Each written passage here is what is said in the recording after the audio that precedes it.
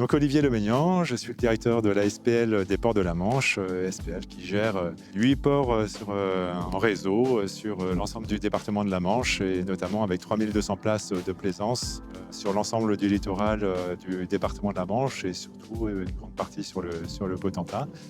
On exploite aussi des ports de pêche, donc de Saint-Va, de Barfleur, des ports de La Hague jusqu'à Carteret et puis également la criée du port de Grandville.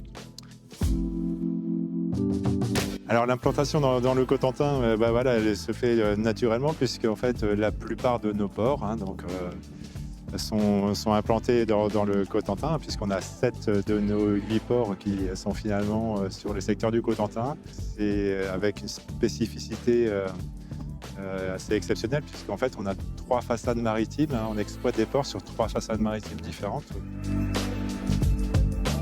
Le Cotentin, pour nous, c'est un lieu assez exceptionnel.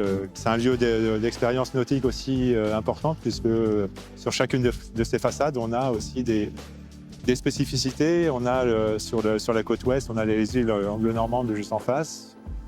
Sur le nord, voilà, on a proximité de l'Angleterre. Et puis sur la côte est, l'île de Tatiou, Saint-Marcouf, et puis aussi l'Angleterre qui n'est pas si loin que ça. Donc c'est vraiment une péninsule.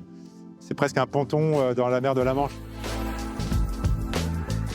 La SPL des Ports de la Manche a rejoint la structure Terre Bleue Cotentin parce que, voilà, on y avait trouvé aussi différents points d'intérêt aussi pour ce qui concerne le développement de la plaisance, le développement de l'ensemble de nos activités nautiques, du territoire nautique.